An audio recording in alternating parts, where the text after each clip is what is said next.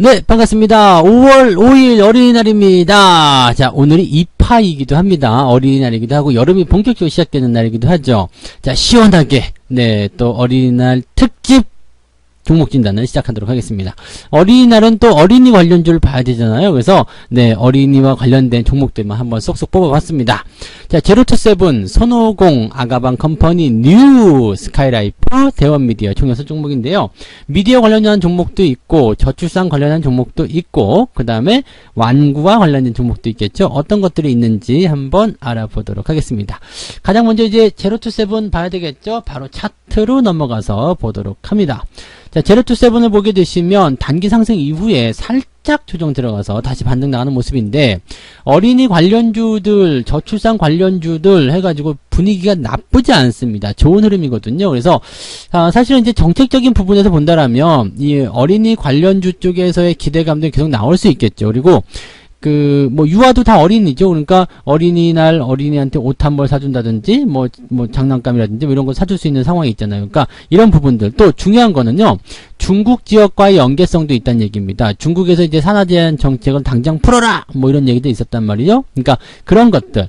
중국에서도 어린이날이 있어요. 얼통제라고 해가지고 애들날이 있거든요. 그러니까 그런 어떤 시즌적인 부분들을 생각해 봤을 때 기대감을 좀 생각해 볼 수 있는 내용이 좀 있겠죠. 다만, 중국과 연관된 부분들은 좀 제한적인 부분이 좀 있고요. 이 제로투세븐보다는 아가방이 조금 더 인지도가 높지 않을까라는 생각을 좀 해봅니다. 그래서 아가방도 조금 이따 진단해 드리겠습니다만, 아가방보다는 이제 제로투세븐을 봤을 때는 이게 이제 국내 정책에 조금 더 국한되는 모습이 좀 많지 않을까 생각이 들긴 합니다. 근데 어쨌건 지금 현재 이 제로투세븐이 가지고 있는 궁중비책이라는 것도 있고요. 그 다음에 의류 쪽, 이런 쪽에서도 전부 다 이제 중국에서 잘 판매가 되고 있습니다. 그래서 이제 1분기 흑자 전환에 대한 기대감도 크게 나타나고 있는 상황이고요. 또 저출산 관련한 부분들은 이제 대선 관련한 부분에서 또 정책적으로 엮일 수 있잖아요. 그러니까 기대감은 가지고 있습니다. 다만 이제 걱정스러운 부분은 뭐냐면 단기적 이격이 벌어졌다는 부분이겠죠. 시장 상황이 좋지 않을 때 이렇게 단기 이격이 벌어진 종목군들은 한 번씩 들어올 수가 있어요. 그러니까 살짝씩 벌어지게 된다면 조금씩 들어와서 이제 포지션을 조금 정리해줄 필요가 있겠죠. 그래서 지금 같은 경우도 저는 이제 한 60% 정도 수익을 내고 일단 차익 실현 좀 한 상태인데, 조정이 들어오면 다시 살 생각입니다. 그래서 지금 11,000원에서 12,000원 사이 구간이 좋은 위치가 되지 않겠느냐라고 생각은 해보고 있습니다만, 과연 거기까지 들어올 것인지 그냥 횡보가 나갈 것인지 조금 더 지켜봐야 되겠죠. 지금 현재 가지고 계신 분들 입장에서는 시장이 일단은 반등에 대한 가능성을 열어주고 있기 때문에 그대로 홀딩 하시는 것도 나쁘진 않을 것 같습니다. 근데 만약에 이제 추가적인 하락이 나타나서 13,700원쯤 되겠네요. 13,700원대 아래로 떨어지게 된다라면 일부 차익 실현한 이후에 아까 전에 제가 말씀드렸던 11,000원에서 12,000원 사이 구간, 그 정도까지 올 때까지 기다렸다가 매수를 다시 들어가시는 것이 유리하지 않겠나 생각합니다. 물론 장기적으로 그냥 보실 분들은 그냥 놔두고 그냥 가셔도 괜찮아요. 그렇지만 저 단기적으로 떨어지는 부분들이 한 10% 넘게, 지금 거의 맥시멈까지 본다면 한 20% 정도까지 변동성이 나타날 수 있거든요. 그럼 좀 아깝잖아요. 그러니까 약간의 차익 실현 들어간 이후에 재매수 들어가시는 부분이 필요하겠습니다. 가지고 계신 분들은 일단 홀딩 하시는데요. 13,700원 아래로 떨어지게 되면 약간의 차익 실현을 같이 병행해 보시는 것이 중요하다, 이렇게 말씀을 드려볼 수가 있겠습니다. 자, 그 다음에 아가방 볼까요? 네, 저출산 관련주로 볼 수 있는 게 아가방인데, 아가방이 그래도 조금 더 분위기가 단기에 올라오는 부분들 보면 좀 더 크죠. 그리고 중국 쪽 관련한 부분에서는 더 큰 기대감이 있다라고 보실 수 있습니다. 지금 1분기에 아까 전에 보셨던 제로투세븐도 역시 실적이 좋아지는 모습이 있지만 아가방 역시도 실적이 좋아지는 모습입니다. 근데 아직은 적자예요. 그러니까 제로투세븐 같은 경우는 흑자 전환이다라는 기대감이 있지만 아가방 같은 경우는 적자가 축소된다, 이런 느낌이거든요. 그러니까 약간은 좀 부족한 느낌들, 이런 것들이 좀 나오고 있겠죠. 그 다음에 시총에서도 제로투세븐이 훨씬 더 강한 포지션이기도 하고요. 하지만 중국 쪽에서 제가 이게 정확한 건 아닙니다. 중국 쪽에서는 이제 현지인들과의 어떤 대화를 통해서 본다면 유아용품 필요한 거 있으면 뭐가 좋아요? 물어봤을 때 아가방을 일단은 첫 번째로 꼽았어요. 그래서 아가방에 대한 인지도가 훨씬 더 높은 것이 아닌가라는 생각을 좀 저는 해보고 있습니다. 근데 역시 매출의 규모라든지 이런 거 다 살펴보긴 해야 되겠습니다만, 관련주인 것은 확실하고요. 그 다음에 저출산 관련주로서 가장 수혜를 받을 수 있고, 또 중국 쪽에서 어떤 정책들, 그런 것들이 기대감을 모을 수 있다고 보시면 되겠죠. 자, 관건은 이제 이 실적에 대한 부분들이 얼마만큼 좋아질 것이냐인데 제로투세븐은 흑자고 그 다음에 아가방 컴퍼니는 적자가 지속되지만 적자가 축소되고 있다 정도가 되겠습니다. 그러면 제로투세븐이 더 많이 올라간 것은 기대할 수가 있겠죠. 뭐 긍정적으로 판단해 볼 수 있는 내용이 되겠는데 대신에 아가방 같은 경우는 이런 인지도라든지 이런 부분에서 제가 생각하는 부분에서는 이게 조금 더 빠르게 움직일 수 있다라는 느낌을 좀 가져갈 수 있을 것 같아요. 그래서 지금 이 종목도 현재 마찬가지인 것 같아요. 아래쪽까지 포지션이 조금 벌어져 있기 때문에 시장이 불안한 요소를 가지고 있다면 조정이 들어갈 가능성이 있습니다. 하지만 지지선은 4,000원대 나와 있겠죠. 현재 가격대 대비해서는 변화폭을 본다면 이것도 한 20% 정도 나오네요. 그러면 이것도 역시 지지선 이탈했을 때는 매도를 한번 보시는 게 낫겠죠. 4,900원 정도 잡으시면 될 것 같아요. 4,900원 이하로 떨어지게 되면 차익 실현을 통해서 일단 리스크 관리 해주시고요. 아래쪽 4,000원대 초반에서 매수 포인트를 다시 잡아가시는 게 유리하겠다 말씀드리고요. 4,900원 이상이라면 횡보가 나가더라도 그냥 보유하시는 게 더 유리합니다. 괜히 팔았다가 그냥 올라갔을 경우에는 애매해지거든요. 그러니까 4,900원 지지선을 유지하고 있다라면 홀딩 전략 그대로 유지하시되 그렇지 않다라면 매도 의견으로 생각하시면서 차익 실현과 함께 다시 병행하시는 전략이 필요하다라고 보시면 되겠네요. 네. 자, 그 다음에 대원미디어 한번 볼까요? 대원미디어. 최근에 이제 주가가 엄청나게 올라간 종목 중에 하나죠. 이거 뭔지 아시죠? 이제 뭐 웹툰 같은 부분도 있긴 한데 웹툰에 대한 수출 그 부분도 당연히 필요하고요. 그 다음에 파워레인저 이게 중요한 거거든요. 파워레인저. 자, 뭐 어른들은 잘 모르실 수도 있겠습니다만 애들 거의 미치는 겁니다. 파워레인저 해가지고 뭐였지? 그때 공룡 나오는 거 다이노포스부터 시작해가지고 뭐 기차 나오는 것도 있었고요. 뭐 별의별 뭐 포스 그러고 다니는데 야 이거 진짜 줄 서서 매수랜다. 구매를 해야 되는 상황이기도 하고요. 예전에 뭐 매진 행렬 일어나가지고 난리가 났었잖아요. 바로 그 주인공이 대원미디어입니다. 어마어마한 거예요. 그 다음에 뭐 일본 지역에서도 뭐 당연히 파워레인저가 이제 굉장히 저거 하잖아요. 장수하는 프로그램이기도 하고요. 그 다음에 최근에는 이제 뭐 제2의 파워레인저가 나온다. 뭐 용갑 합체? 네, 뭐 이거 잘 모르겠는데, 네, 아동용 드라마래요. 네, 우리 아이도 이제 이거 볼 나이가 지나가가지고 잘 안 보는데요. 용갑 합체 아머드 사우루스 이거 공룡이에요. 애들 공룡하면 거의 뭐 그냥 맛 가거든요. 그러니까 이 공룡과 로봇을 합쳐서 만드는 야 이런 거 진짜 대단한 거죠. 그러니까 이 대원 미디어가 아이들을 향해서 노리는 이런 부분들은 아이들의 취향을 잘 알고 있다는 얘기예요. 그러니까 사업 잘 하려면 이런 거 잘 알아야 돼요. 애들 취향을 알아야 돼. 그래서 그런 부분들에서 이제 크게 뭐 상승할 수 있는 부분인데 지금 그런 것들 때문에 주가가 크게 상승했었습니다. 그리고 나서 이제 매도 물량이 떨어지면서 주가 빠지고 있는 상황이기 때문에 지금 이거는 이제 매수를 하시면 안 돼요. 매수 들어가시면 안 되고 현재 시점에서는 차익 실현이 좋은 방법일 것 같아요. 주가가 조금이라도 반등 나가면 바로 차익 실현 들어가시는 게 좋을 것 같고요. 이미 많이 올랐어요. 그 다음에 어린이날 지나가잖아요. 그러면은 수혜가 이미 끝나갈 수 있는 상황이 좀 될 수가 있습니다. 그래서 이런 부분을 참고하시고요. 데드크로스에 대한 상황 때문에 일단 주가가 더 하락할 수 있는 상황. 아래쪽 지지선은 2만원 정도 라인대 그어져 있기 때문에 현재 3만원 수준이라면 상당폭의 변동성이 나타날 수가 있습니다. 지금은 그냥 점진적으로 계속 하락할 수 있는 상황이기 때문에 차익 실현 관점으로 말씀을 드리겠습니다. 이미 경고 딱지 다 붙고 이게 빨간 딱지 붙고 거래 정지까지 나온 상태에서 물량 터지면 여러분들이 건드리지 않는 것이 유리하다 이 말씀을 드려봅니다. 차익 실현으로 말씀드릴게요. 자, 그 다음에 비슷한 종목 하나 더 있죠. 손오공. 야, 손오공도 진짜 아이들 완구 이게 뭐 여러분들 잘 뭔지 모르시겠다면 2015년도에 주가가 이게 뻥 튀기한 걸 한번 잘 보세요. 뻥 하고 튀어 올랐는데 이때 왜 그랬을까요? 터닝메카드. 터닝메카드는 다 아실 거예요. 네. 뭐 그때 터닝메카드 살려고 저도 이마트에서 아침 7시 반부터 이마트가 10시에 열잖아요. 근데 7시 반부터 줄을 서가지고 그거 장난감 사겠다고 그 줄을 서가지고 고생을 했다는 거 아니겠습니까? 지금도 터닝맥 카드를 뭐 구하는 사람들이 많이 있더라고요. 아직도 만화가 하는지 모르겠습니다만 뭐 그런 것들도 있고 이게 지금 보면은 어린이 완구 쪽에서 굉장히 이제 시즌 쪽에서 실적이 폭발하는 그런 경향들이 좀 있습니다. 근데 터닝맥 카드의 인기가 식으면서 이제 주가가 계속 하향세를 그렸거든요. 그리고 나서 옆으로 횡보 그다음에 다시 한번 상승이 나가는 그런 포지션이 됩니다. 지금 보면 뭐 디즈니와 관련된 부분에서도 기대감이 있고요. 그다음에 어린이날 기대감, 완구 이런 쪽에서 굉장히 강한 포지션들이 좀 있었기 때문에 주가가 그동안 상승했다라고 보시면 되겠습니다. 물론 디즈니에 대한 영향이 굉장히 컸겠죠. 근데 지금 보시면 아시겠지만 실적이 마이너스 전환됐어요. 그러니까 단순 기대감으로 주가가 올라가기에는 조금은 부족하지 않겠냐라고 생각할 수 있는 부분이겠죠.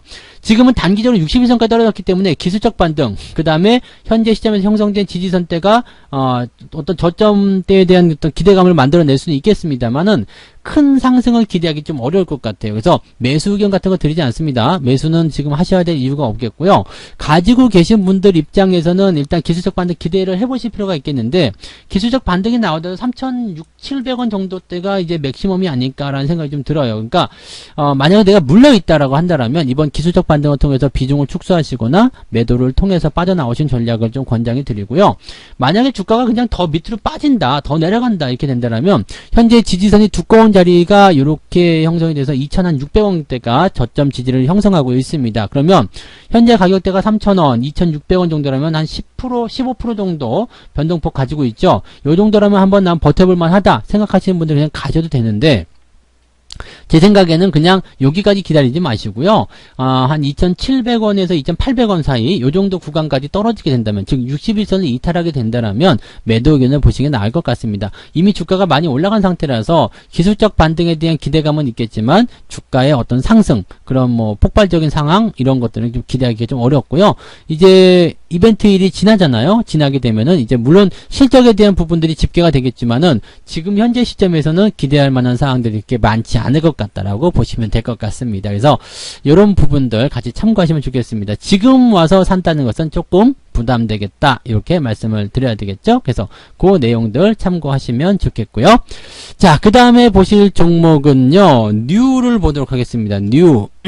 뉴가 왜? 뉴가 왜인데, 지금 보시면 디즈니 관련주예요. 디즈니는 또 애들이 꿈뻑 죽는 거 아닙니까? 영화, 아이들 영화, 뭐 물론 성인 영화들도 많이 만들고 있습니다만 아이들 영화 쪽으로 이제 구분이 되어 있기 때문에 이 디즈니가 이제 한국에 진출한다는 것 자체만으로도 벌써 떠들썩하잖아요. 뭐 넷플릭스부터 해가지고 벌써 긴장 타고 있는 상황들이 딱 나타나고 있는 모습인데, 이 뉴가 지금 디즈니와 계약을 성사를 시켰죠. 그래서 장기 파트너십을 체결하게 됩니다. 근데 여기서 한 가지 우리가 생각할 게 있어요.